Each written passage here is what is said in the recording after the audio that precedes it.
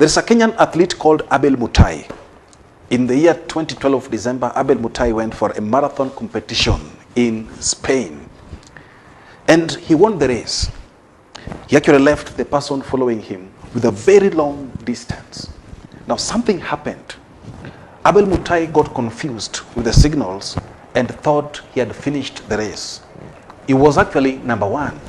So he stopped running and was checking his watch, thinking that he has already won. Right behind him was a gentleman, a Spanish called Ivan. Now, on realizing what was happening, Ivan started shouting at Abel Mutai, telling him to continue running because he had not finished the race. Abel, being a villager from Kenya, would not understand the Spanish, and so he kept on walking normally. And Ivan realized that this man does not understand Spanish.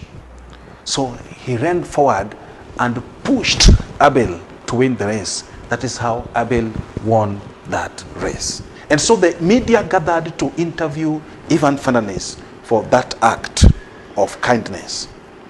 And he made some very profound statements. And one that caught my attention is that what is the joy of having victory that you didn't deserve? You knew very well that even if I take advantage of this guy, if I take advantage of his confusion and just jump forward and win this race, I don't deserve it.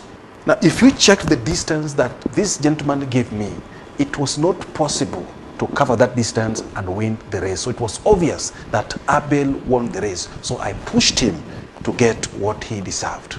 My question is this: how many in our generation will push someone to get what they deserve, knowing that this person deserves this thing? Let him get it. In most cases, people will jump forward to take advantage of people's weaknesses to get what belongs to them. We've heard of cases where someone dies, and the next thing that the brothers do is to collect all that belonged to this man and leave the children and the widow to suffer. They take advantage of the children because they're young, they cannot follow the legal procedure and so on, to grab what belongs to their brothers who is supposed to be owned by the children. And so the children are suffering while they enjoy what belongs to these orphans. Now, what people don't know is that as you're doing that, you are actually cursing your own family. Because these orphans will suffer, but somehow they'll maneuver their way in life and still make it. Because when you mistreat people, you make them God's favorite, and they will obviously succeed in life. So how do you feel when you know very well that you are enjoying what someone else should be having, what someone else worked for? That is not humanity. Let us sometimes be like Ivan. When you know this person deserves this thing, push that person to get it. Now the thing is this: such an act can never go scot-free. You'll always reap the consequences of the same, unless you push what belongs to the orphans to have it. In most cases, people take advantage of foreigners.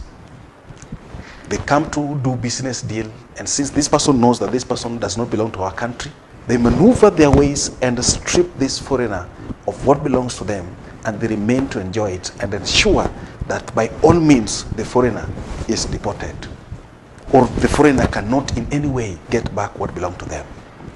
I'm trying to imagine how you feel it when you know very well that you're enjoying someone's blood, someone's sweat, while the person is languishing in depression and frustration somewhere. Let's have the humanity of Ivan Fernandez. Push someone to get what belongs to them.